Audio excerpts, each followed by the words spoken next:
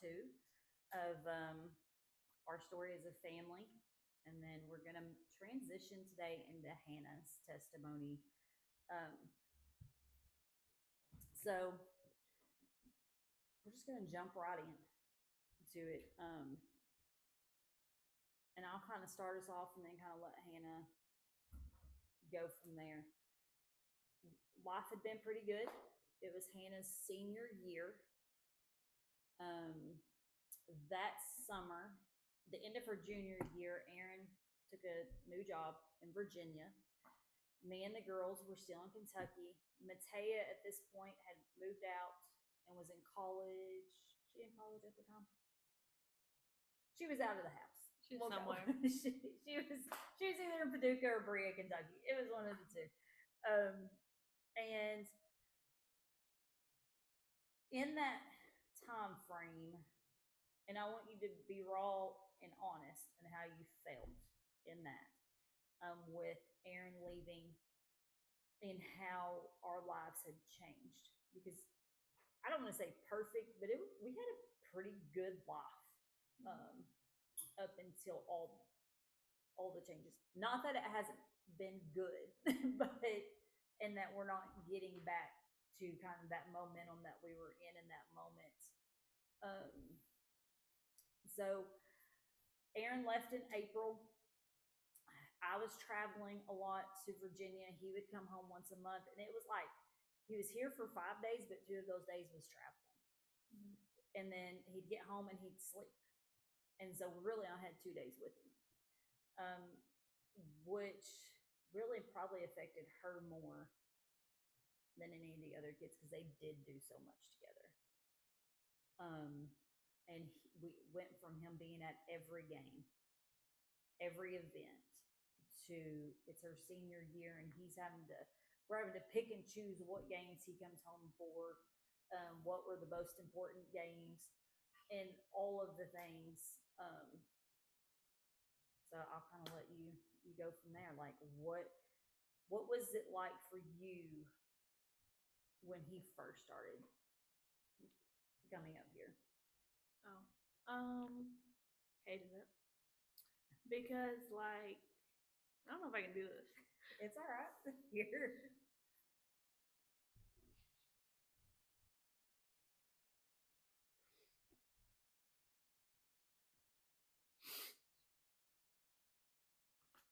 Because it was like we had the family that we wanted for so long. Like I said in the other one, like we didn't have like a family, and then Eric came in. We had like prank wars every day, and we were like a family.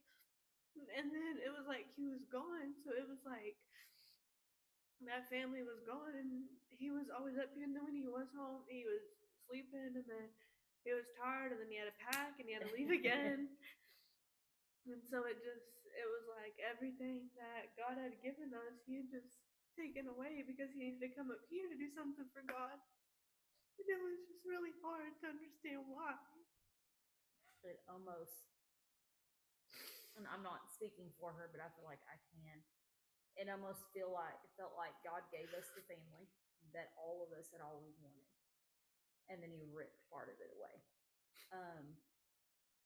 And it was hard to see in the moment why it had to happen. And there's still probably times for her and the girls, it's still hard to understand. Why would you give us a dad that was so present in that moment and then move him away? And so because of that, and I feel like out of what you just said, you were angry with God.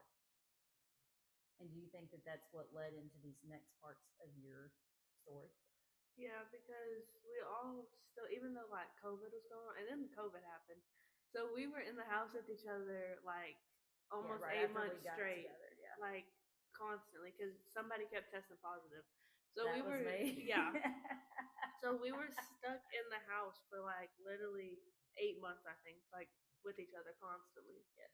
And so it was like, there was a lot of bonding in that time. Yeah. And so it was just like, why would, and we were still going to church and stuff like that. And Aaron, firm believer in Jesus. So it's like, why would you give us such a good life? And then slowly, it felt like it was slowly like just taking it away, piece by piece, kind of thing. So tell us kind of what were some of the stuff you started to do? Well, first I was like, okay, I guess I got to get a job because ain't nobody home. What am I gonna do at home? So I got a job, and then my mom and Kinley started going up there because her school was like, they went to a building, but you could also do it like online kind of thing. And so they started going up there, and then I was really just at the house by myself, like nothing to do. And at the time, because all I did, because at the time I was going to college too while in high school, so I really didn't hang out with when anybody. School started, I stayed home more, but I had to go back to work at this time. Yeah. So I was working, and they were actually used to me being home and not working as much. Yeah. And so then I started working, met someone, friend, and then met that friend's family, and then it was like, oh, we're all running around being a happy family. And so then it was like, yeah. And so, fault of mine in this time, Aaron was gone. I was trying to not necessarily leave the house, but leave the house because he wasn't there. So I had to, if I could call him and have him help make decisions, I would. But he wasn't there in that moment. No fault of his, but that's just kind of our situation at the time. And I was working, and then still trying to be at all of her events. And so I had kind of slacked on checking in who she was hanging out with. And I don't even know really how I found out who this person was. But anyways, I found out who it was. And I called Aaron and we set some guidelines. And she was not a fan of those guidelines. And I went to see Aaron one weekend. And she was supposed to be home. That's not home. She was not home. And that was kind of the beginning of the next 2 years of our life. And when we found out where she was, I think Aaron came back with me, didn't he? Or no. No, he came back after. He was going to come home. He sent Uncle Hoyt. Yeah, we sent Uncle Hoyt, which is Aaron's best friend, to find her and get her home. I came back home and I just kind of laid out the guidelines. Like, these are the rules. You can't see this person. They're too old because she was 17 and he was 25 at the time. And I'm like, it's just not going to happen. Like, if you're going to live in this house, you can't do that. So we started by taking the car. Only other than like if she had to go to work and all the things. And so I wasn't traveling after that as much. I was trying to stay home to make sure, but we could not follow those rules. And so she decided to go live with her dad for a little bit. And then I don't really. From there, a lot of things happened in that time frame, just a lot. And she graduated high school early. Yeah. She graduated her high school diploma and associates in science and associates in arts. And 2 associates. So we did make it all the way through that, which was like December of that year. Well, it was because I was done with high school my like sophomore, junior year. So really, I was just going to school to do my set in class and do my college work, so they could say that I was still at school. So that the school could say I was still at school. But I'm pretty sure I left and went to Indiana in before Thanksgiving. What's Yeah, the month yes, before it Thanksgiving? was October. Yeah, in October. Sorry. So I'll kind of let you tell that part of your testimony, like what happened while you were in Indiana, how you got to South Dakota, and then what happened, and then how you got to us. Okay, so everything cool. Yep. Um, You don't have to share, I like, know. go into, But yeah. So I was staying with my grandma. I think that lasted like a month and a half. yeah. But I mean, at the end of the day, they're my grandparents. They're not really gonna tell me no. And also, like, I was already graduated with everything. Like, nobody really had anything over me, like, on a sense of, oh, well, you're not gonna finish school, or you're not gonna, like, it didn't really matter. And which the family, the people that I was hanging out with, like his family, like they had a car. They could come and get me. Like it was, there was nothing really anyone could do to really stop me from hanging out with the people I wanted to hang out with. But then in like October, it was like after Christmas, or not after Christmas, after Halloween, and the person had went to jail and got out of jail. He was like, let's just fresh start. Let's go up to where he knows. So we went up to Gary, Indiana, in Lake Station. Um, we got a camper and we lived there for a little bit. And life was good for a little bit. Like, I mean, I still finished school. Like, I came down for graduation in December. But then. And I did at this point. She did tell me where she was leaving. Yeah. She didn't just take off in the middle of the night, and I didn't know. Yeah. Because at this point, I had done everything I could, but like she said, she had already graduated. Our only option in the state of Kentucky was to try to have her committed or put in juvie, and I just couldn't do that.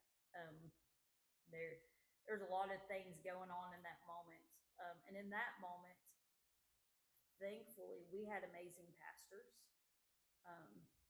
I couldn't make some decisions, and I called Pastor Sue in, and she went and had a mama talk with Hannah in a police interrogation room. She did, actually. No. But thankfully, because we had such amazing pastors, I could just let her make that decision for me in the moment. I don't know that Hannah in the moment appreciated it, but I had to let someone else because I was too emotionally attached to make a decision, and a right good decision. You think that was in that situation, and we're not going to go into details because that would give the devil too much glory. But in that situation, do you think it was good to bring in an outside, someone that we both could trust? Yeah, because there was one other person that was on the outside, but they were full of lies. We're not gonna get into that, but they're lies that got us put into the situation that we were in to begin with. So having someone that came in that she could tell if it was a lie or not. You know what I mean? So like when she came in and she heard all the stuff the other person was saying, that she was like, that doesn't make any sense. So she sat down and talked with me. It was a good talk. Yeah. Okay. So then that person got out of jail, and they wanted to go back to Indiana. So we went up there. Everything was good. And then when I came back down for my graduation, I came back and all of a sudden hell had broke loose in this camper. Drugs were involved, like there was abuse, there was like a bunch of stuff. And then we ended up losing that camper because at the time I wasn't working. I was just going to school. So I didn't have my own money to do anything. I didn't have my own car at the time, like, because everything was good. So I didn't think like, oh, I need to have my own money, and it's not biggest mistake ever. Always have your own money.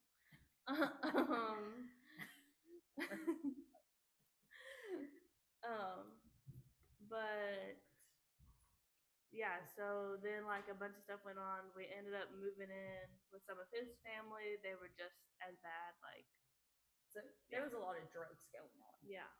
There was a lot of mental, emotional, physical abuse. Yeah. And I was still having contact at this point in time with her every day. Because whether you as this mom is hard. I knew I had to let her go through this, but I still, for my heart and to be able to sleep at night, needed to talk to her. Um, and kind of what was your thoughts on our relationship in that time? I mean, I feel like yeah, I talked to my mom, but the person had the phone. He was controlling the phone.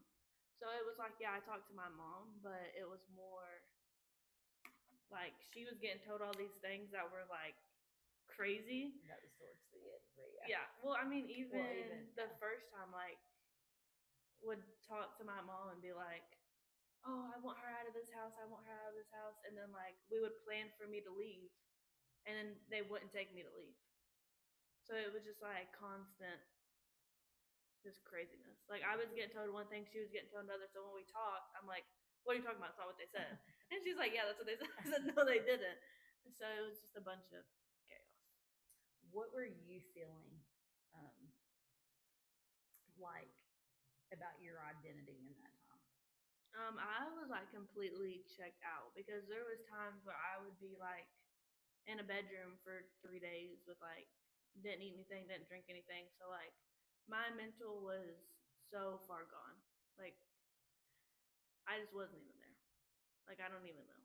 I just wasn't there. What, because there was a break kind of in the middle of all this. Um, what was the first breaking point for you? Um, or how did you see God in the midst of that first part of this story? Well, so the people I was with were involved in like witchcraft, stuff like that, very much. And so there would be like times where they would try to like there was one time they're like, "Oh, come play this Ouija board with me," and I'm like, "Oh, I remember that's actually bad. I shouldn't do that." And so like for that, yes, like they like, well, okay, well you need to go on and like put me in the room for a little bit. It was like, we're not talking to you. We're all gonna be mean to you. But it was like I still like at the end of the day, I was like, even though I didn't know God, I was like, well, he's still here because he's not. He is enough inside of me that I know I shouldn't be doing these things. Because if I would have went and did that stuff, it would have been 10 times worse. You know. So in this situation, it was a good thing mom made you go to church. Yeah. Because even though you might not have been living how we would say she should have been, um, you still knew who God was. Yeah. You still knew he was there protecting you in however he could. Mm-hmm. So that goes on for a while. Like I said, we're not going to give the enemy glory. God was keeping her protected. He was allowing me and her to be able to still talk. Some situations happened, and she was ready to leave. So we got her to my. She wasn't ready to come home to mom or dad yet. She went to be with my brother, which was the next safest option for us. It was what, and her and my brother had always been close, and she loves my brother. And so he agreed to let her come to South Dakota. And you can kind of talk about that part of your life. So I was there for about 8 months, I'm pretty sure. When I first got there, my uncles like just let me sort of hang out and like recuperate because they like saw me. I was a lot skinnier than I am now. I had some bruises. Yeah, and mentally I was just like so checked out. Like you couldn't even have a conversation. Like if I had a conversation with someone and then they brought it up like 5 minutes later, I'd be like, "What are you talking about?" Like we did not talk about that. And so I think I slept for like almost 2 weeks straight because before I like went there, when you're in chaos like that and you're like scared, you don't know what's gonna happen next, you really don't sleep. And when you do sleep, you're not sleeping. So they let me sleep basically like as long as I needed to. I slept for like 2 weeks and they would like bring me food and check on me, make sure I'm okay. And then I just sort of like was like, okay, well I need to get back in the groove of things. Because then I like realized at the time I was like, okay, well there's no way of coming back. Like that is not gonna happen again, kind of thing, you know. And so I started working out. I started looking for jobs. The thing was, I didn't have a car at the time. But I started working at this like hotel down the way or whatever. My uncles would bring me and stuff like that, and I would save up money. And I was like, I got a car, started working as a CNA. I got my CNA license. Started going back to nursing school. Yeah, South Dakota was a real good time. I like South Dakota. But then it shifted. Yeah. So 8 months, like we were talking, she was doing good. And I wasn't in this time pressing God on her. I didn't feel, I felt like in this moment, I just had to show her who He was. I couldn't be like, are you reading your Bible? Are you, I couldn't be that in that moment. I had to just show her His love. And, you know, God is also a disciplinary, but He is also a God of grace and mercy. Well, and also the first time we were in Indiana, the first time we went to church, sitting there, pray that prayer that we all know. This isn't what you want for me. You know, take me out of it. And then, not saying that He caused all the craziness to the extent that it was, but it definitely after that, it was like, oh, I don't need to be here, kind of thing. Yeah. So. And so because I don't know what led to the next part of this story, really. So my uncles again felt abandoned. That's a common thing in this story. My uncles are leaving, going to Japan because they're in the military. So they were leaving, going to Japan. I had the choice to go to Japan or to stay in South Dakota. I had a really good job in South Dakota. I couldn't continue nursing school in Japan because I would stay in Japan with my nursing degree if I went there. And so I was like, I would just stay back. But I was like far away from everybody. Like South Dakota's pretty far from Virginia and Kentucky. It's like where my only family is. So, but I got an apartment up there, and literally, this was the enemy playing tricks because I got my apartment, signed the lease, or I didn't even sign the lease yet. I had just been told like I can move in and got the keys. And then I get a call from the same person that had left 8 months ago saying that they are back in Kentucky and they want to get on a plane, like a plane to come to where I was at. And I was like, I haven't even talked to you in 8 months. What are you talking about? And the ticket had already been bought, and it was like, okay, well, I guess we're doing this again. It was really weird because I had not talked to the person in like 8 months. There was no connection, no nothing. I don't even know why he was like, oh yeah, I'm just gonna buy this ticket and come to South Dakota, and it's gonna be perfect. But you know, and even though at that moment she wasn't necessarily back in a walk with God, I believe the enemy knew she was headed that direction. Do you feel like? Yeah, I mean, honestly, if I probably would have saved up some money in South Dakota and ended up coming back home, because being so far away from everybody, even though like I hadn't seen nobody besides my uncles in 8 months, but at least I was with family. Then moving to Japan and me being like, at that point it had been a year since you've seen your family. Yeah. So with everybody being at least 20 hours away, I probably would have saved up and came back. And so you just got to be aware, and this just comes with her not knowing her identity, and just feeling abandoned, especially if you felt it the majority of your life. And this is kind of one of those things that are a little generational. Yes, she grew up with a mom and dad in the house for the majority of her life, but I had felt abandoned for so long.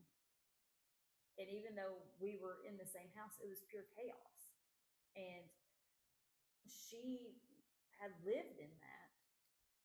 And so to her, I think she just needed someone. And the enemy loves to place someone in our lives in a season where we need to be with just God to distract us. Because first off, He can't make us do anything. he can only distract us. And so he was doing his best to distract Hannah at this point in time. And then I'll kind of let you go through the next year. No. I mean, sort of, it was on and off. So I came up there. Life was good again. I was still working as a CNA. That person had a good job. Like, life was good. And then all of a sudden, every time I prayed this prayer, I was like, because I'm sitting there and I'm like, life is good.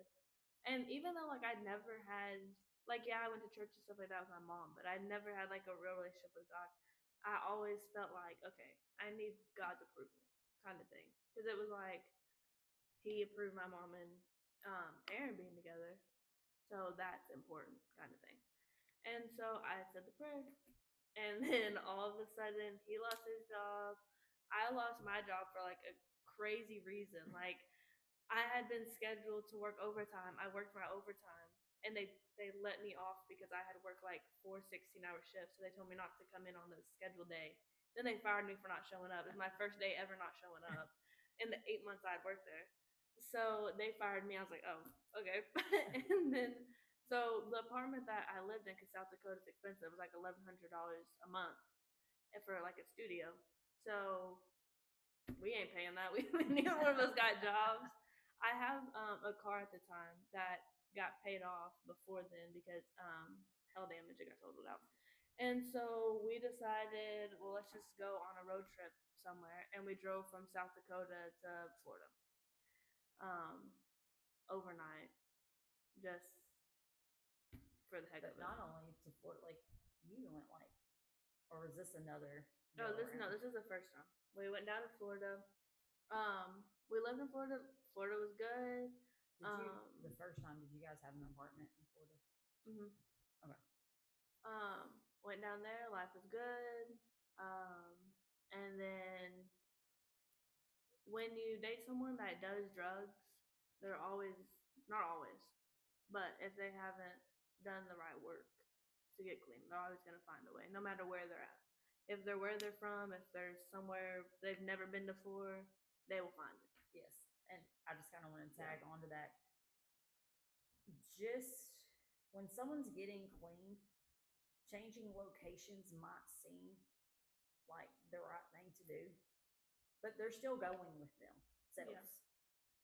All you're doing is just changing the environment. And they're going to, if they want to use again, they're going to find the people to get them what they need. They have to have a complete heart change to be clean. Yeah.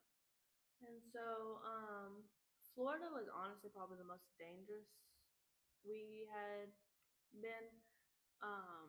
So we had our own place, lost it, of course. Started doing drugs again. And then, I mean, once you do drugs, you're around people that are not good people. And so you get yourself in bad situations and stuff. Were you using at this time? Yeah. Okay. The first time I used was the first time we were in Indiana. Okay. And then when South Dakota was good, and this is how I knew God was there, because I never got addicted to the stuff. I mean, even now to this day, like it was simply like a codependency thing. Like, oh, the person I'm with is doing this, so I don't get left behind. Let me do this with them. So she doesn't get abandoned again. Yeah.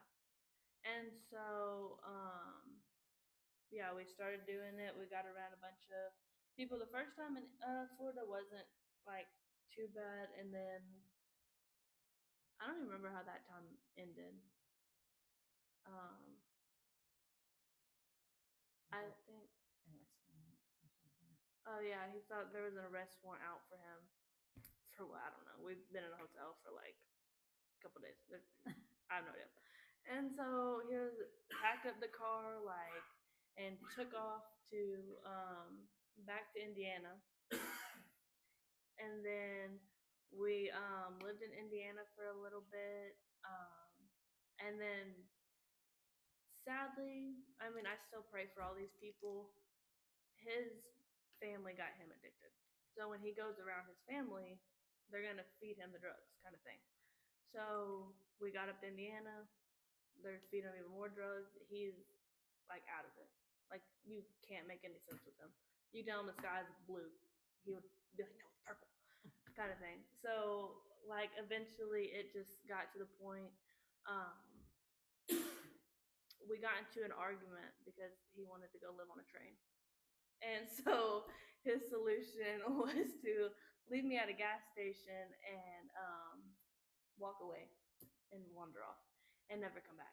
So then that time I went and I took my car and I drove back to Kentucky and I stayed with my friend Ashley for I think maybe a week, yeah, 2 weeks, maybe that. And then he would get better. I went up there again, and this is the time that we try to go to California. Yeah, I'm pretty sure. But during that time, do you feel like that was God giving you an out? Yeah, God gave me many outs. Like, I mean, probably a million outs. And then, kind of in the next one, we won't go into crazy details and we'll kind of get to the end. But you traveled and you guys lived out of your car. There were days you guys didn't have gas money, you didn't have food money. But one of probably the craziest incidents I remember, because she called me. Like I said, we still talk every day. Up until towards the end, there was a span, but we'll get in that. She still called me, but I remember she was like, we were stuck at a gas station, we didn't have money, I hadn't ate, and a pastor came in Utah. I don't remember where that was. I think it was Utah. In Utah, and what did and gave you guys money? Yeah, he just started talking to us like we were sitting at the gas station, and I had got out, and he was like, "Oh, are you okay or whatever?" I probably like a hot mess. I was living out my car, and like we had literally, I think, like 3 miles in our car, and then the other person got out, and he just started talking to us and was like, "Oh, if you guys ever need a church or whatever," gave us his card, and then like he filled up the gas tank and gave us like I think $40 or something like that. Because we were going from we went to Nevada, realized it's way too expensive to live over here. And then we were driving back up to South Dakota because where he used to work at, he had one more check left that was just sitting there. So okay, we can go get some money if we drive all the way up to South Dakota.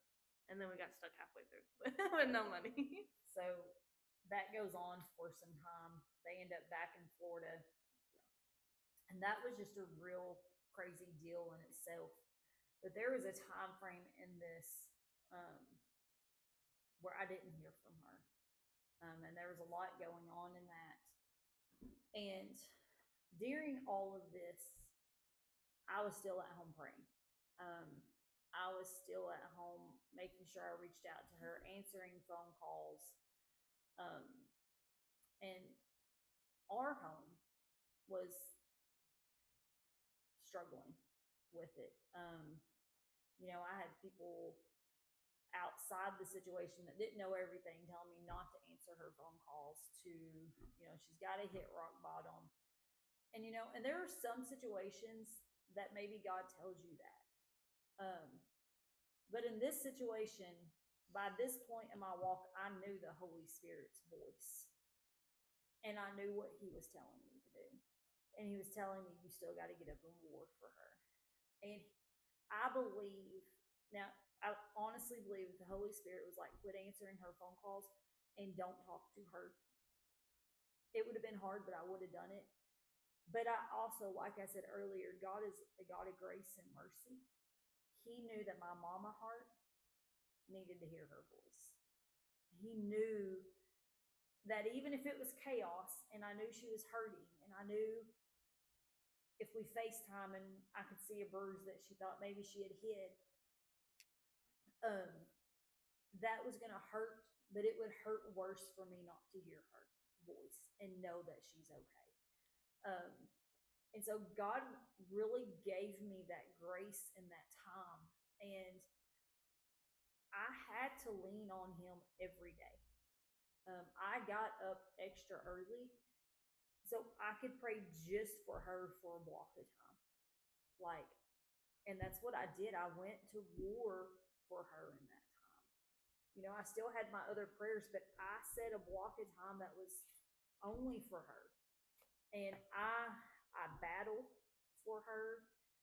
I I stayed in battle during that time frame and I didn't give up. Even though it felt like God wasn't hearing my prayers, I was like, "Where are you at? I've been praying now for over a year. I've been asking you to bring her home. I've been asking you to save her from this situation. Why are things not changing?" I still had to stay consistent. And even in that time, there were moments I felt distance from God, but I had to stay consistent. Consistency in prayer sometimes is the most important thing. Because even though you might not feel it, when you start praying and you start worshiping God in prayer, faith starts to build. It it starts to build. You might not feel it in the moment, but when you go back and look at it, it was building me. Um, and I just wasn't going to give up. We have to demonstrate what God does for us. When we walk away from God, He doesn't go knock down the door and pull us back in. He knocks softly. And I felt like that's what my prayers were doing for her. It was knocking on her door and reminding Him, go knock on her door today. Go tell her you're still there. All she's got to do is open the door. And so, if you're a mama, a daddy, and you have a child or a family member that's maybe wandering right now, I want to encourage you, keep pressing in. Keep praying, even when you don't feel like it. Even when you're exhausted, keep pressing in. Um, Endurance is the key in this. You've got to stay focused. It can't consume you. It can't consume everything, but you got to keep pressing in. You keep battling, but don't let it consume your life. You still need to live life. If you have other children, you still need to be a part of their life and let them know they matter too. If you're married, you still need to be consistent in your marriage and communicate in your marriage, because a lot of marriage struggles when their children walk away, and it's because there's no communication. Thankfully, me and Aaron, I could walk in the room and just say, "Hey, I'm having a bad day and I need to cry." And he would just let me cry. And he could be like, "I'm having a bad day. I miss her. I don't know if we'll ever be back to what we were." And that was because he had never had girls until my girls. And that was his part of it was, I don't know if we'll ever be back there. And so that is the mama part of this. And we'll kind of jump to the last 3 months. It got really crazy. We're not going to go too crazy in depth, but it got really crazy. And let's talk about when you decided to come home. I had to actually think about these things because the timeline runs together. No, so we were at Walmart. And at this point, you guys were pretty much stealing food to survive. Yeah. And so we were at Walmart, he's being a jerk because he's on drugs. And he was like, "You go in, I'm going to sit in the car." And I took my keys because I'm like, he's stolen my car before. This has happened before. So I'm taking my keys because you're not about to steal my car and leave me here because this is my car at the end of the day. And it got hairy. Yeah. It got hairy. Yeah. So my window got broken. He was gone. I was literally in Florida by myself for no phone, no money for gas. didn't even have money to put in the gas tank. A homeless lady actually that was living in her storage unit came up to me and gave me $5 to put in my gas tank. And so that way I got gas in my car and I drove to someone, even though he's a bad person in society because he sold drugs and stuff. He was always like nice and stuff. He let me use his um, phone and stuff to try to get a hold of people. And then I got back a hold of the person that I was with, and he told me where to come pick him up. So I went there, picked him up, and then it was just like a switch in me. It was like, I'm done. I want to go home. And like the times before, it was like, yeah, I'm gonna leave, but I'm not gonna go home because my mom and Aaron are home. So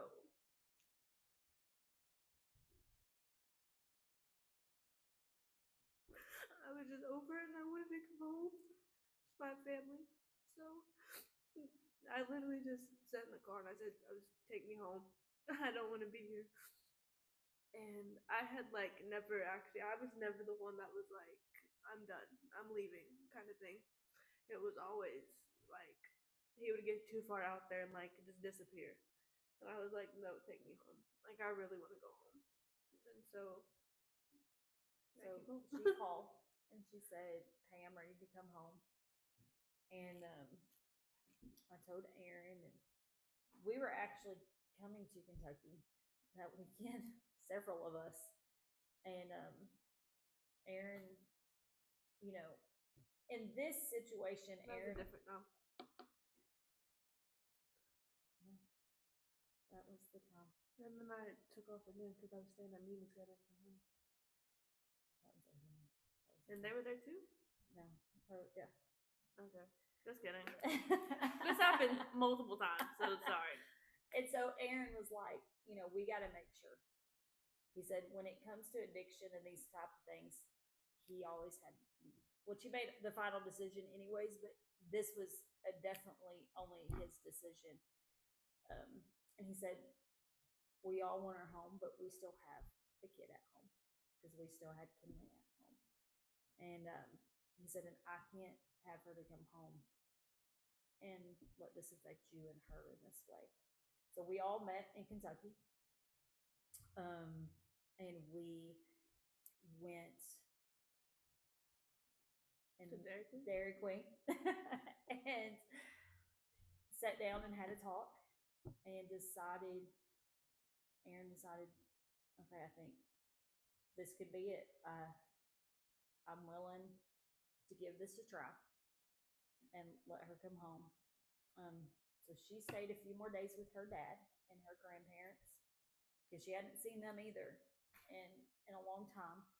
And we all had agreed pretty much as a family that this is where she needed to be. And be with mom, I think, was kind of the underlining agreement in that. So she came home, and the same rules applied as before when she left. If you're in our home, you go to church. If you're in our home, you got to have a job.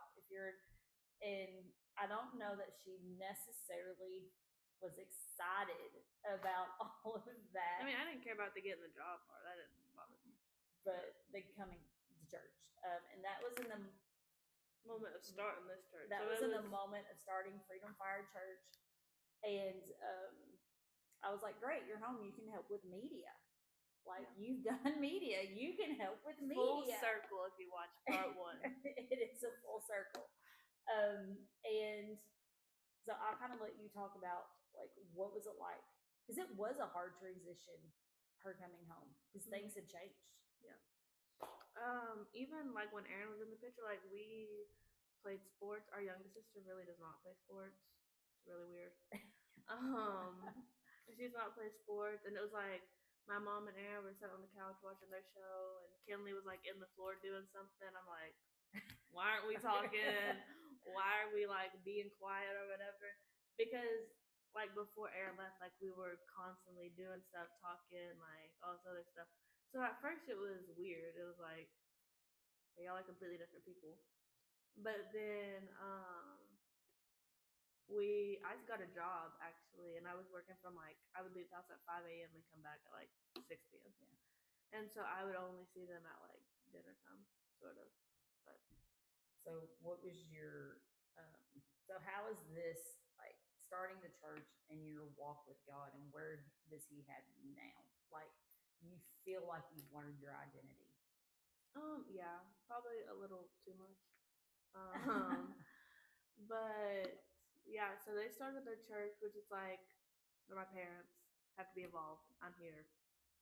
What else do I have to do? You know what I'm saying? Even after I moved out, because once my older sister came back here too, after she got done with school, she came to Virginia, and I was like, this house is not big enough for all of us. I'm getting a new place. So I got a place right up the street, literally.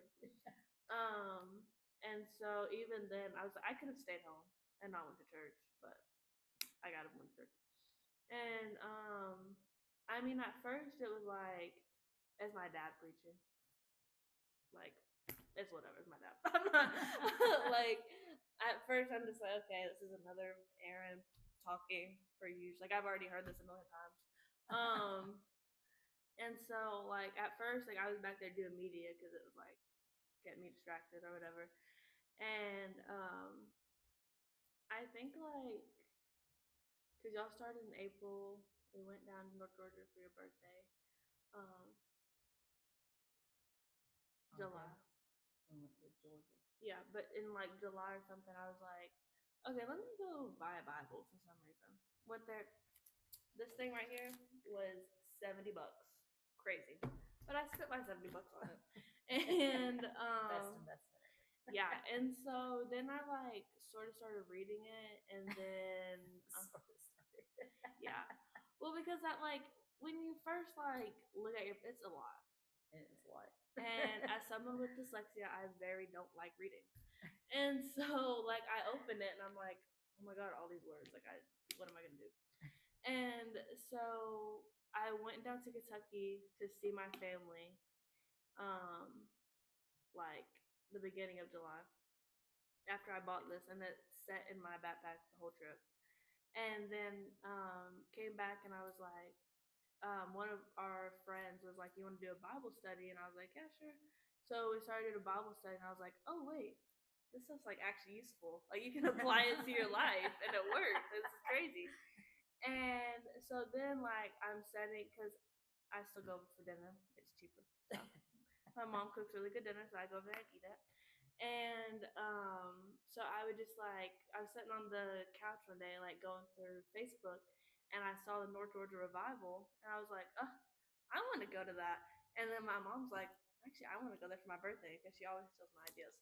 And so, okay, I'll let you tell your perspective of that story. Every time I have an idea, she has the same idea. And so we go down in August, and I'm like, I seen some stuff about it, and I was like, at first I was like, I sort of want to go like by myself, because like when you're with your parents, it's like, oh, it's a little weird. And so I was like, okay, whatever. So we went and walked in, was crying like a baby, as you have seen already. I was crying, ended up in the corner, and then the lady, you have to watch part one. The lady that talked to me in the interrogation room, Pastor Sue, she was there. And so Aaron like walks me over to her, and I see her, I start crying even more. And she tells me, like, she starts talking to me. And like before this, like mind you, I'm like, okay, yeah, God's real, but like how real, you know? And so Pastor Sue talked to me about like she was talking to me about an oak tree and how you need to like make sure you know you got good soil and all that kind of stuff. And I'm listening to it, and I'm like, okay. Well, then I go sit down in my seat, and I'm looking up there reading worship. I look up there, and the guy that's preaching that night has an oak seed and an oak tree on the like pictures that he's talking about. So then he basically tells me her message that she just told me in my ear up on stage. I'm like, okay, well maybe I should listen. So then I got in the Water at North Georgia Revival, and that's when in August, and I was like, oh yeah, I need to get it together. This is for real. And so yeah, then I started reading my Bible more and like actually caring about church. And then actually found out I love being a teacher. Would have never guessed that. No, she was not our teacher that we had begged in the Yeah. family. But yeah. And then just slowly like doors started opening. Started working with kids, which never thought I would. And he found like a classroom that combines both of the things I love, like the medical side and the kids side. So You know, and all of this, it's been great as parents, even though it was a struggle those years, and just watching her have to go through this stuff. God now gets to use it all for His glory, and that's what we have to remember. And I'm sure, like in my story, in yours, there were points you thought you've messed it up too much. Like, He's never going to be able to use me. I've done too much wrong. that's what I said in the pool at North Georgia. So, but He can. Because when you surrender to Him and you repent and you let the Holy Spirit come in, which is God, you let Him come in and live in you, He will convict you to repent of those things, and you will not want to do them anymore. And then it gets to be used for His glory, because she will now be able to reach people that I won't be able to reach. She's going to be able to connect with people that, yes, I can pray for you and I can talk to you, but it's going to be hard for me to connect and understand what you're going through when she can't. She can go and reach so many more people, all just from her story and what she has experienced. And, you know, and I will kind of tell you, if you've ever watched any of our services, you know, don't give up on praying for your kids.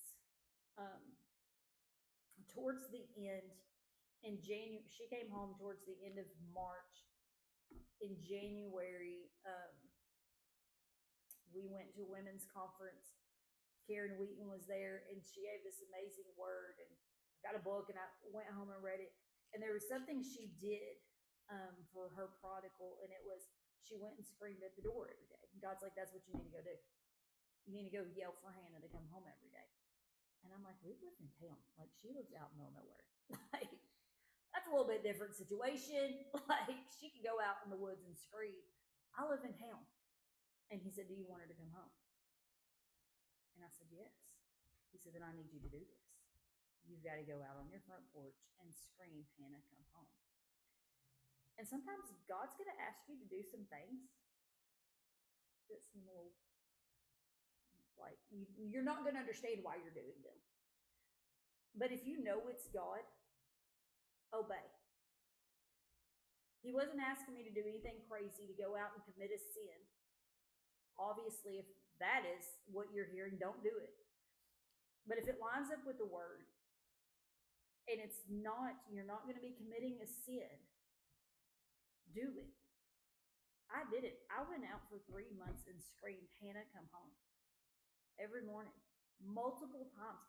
Sometimes I was screaming on my porch, drop Kinley off at school, and scream it the entire way to work because I wanted her to come home.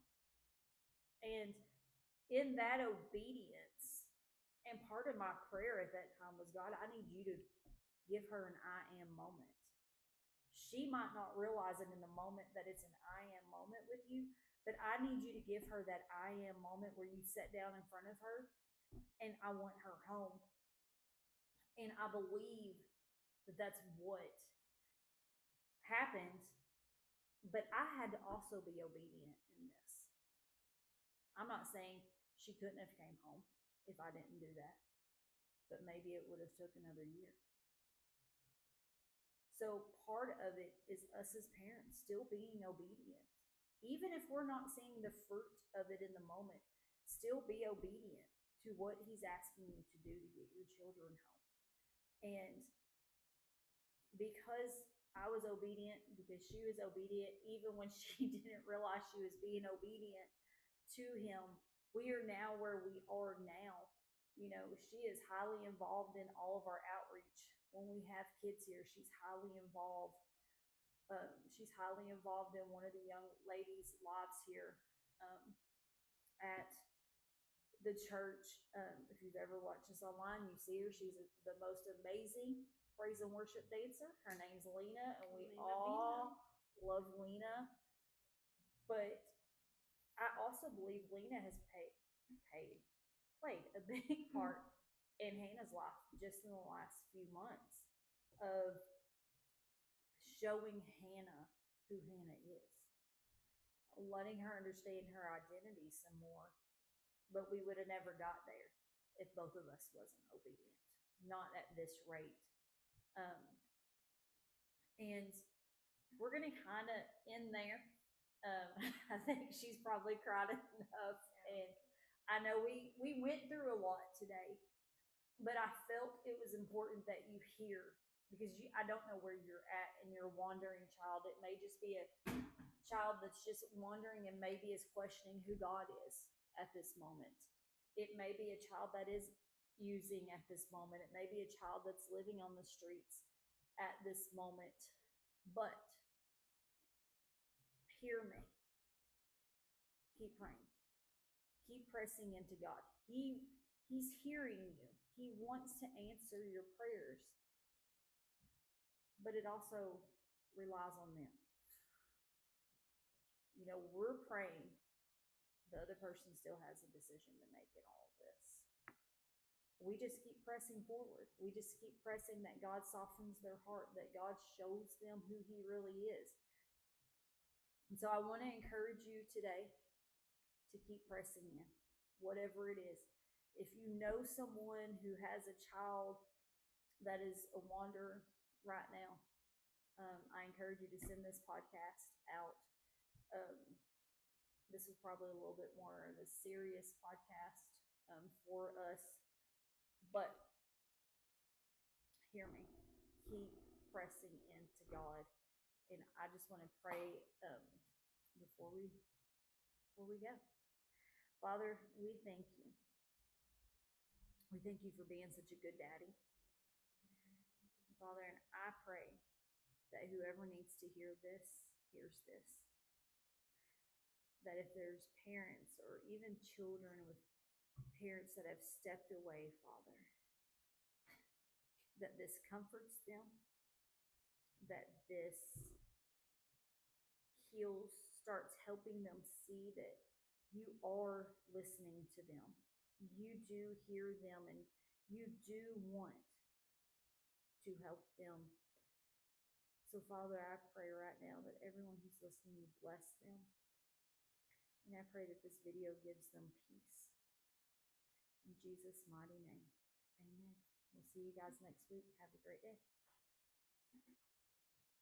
Hey, everyone. So this conversation went a little longer than expected. So we thought it was going to be a 2-part. It's actually going to be a 3-part. So I want to encourage you to hang on to your seats to get the end of the story next week. Come back so you can hear what God does in her life and where we are now. Hope you guys have a great week. See you next week.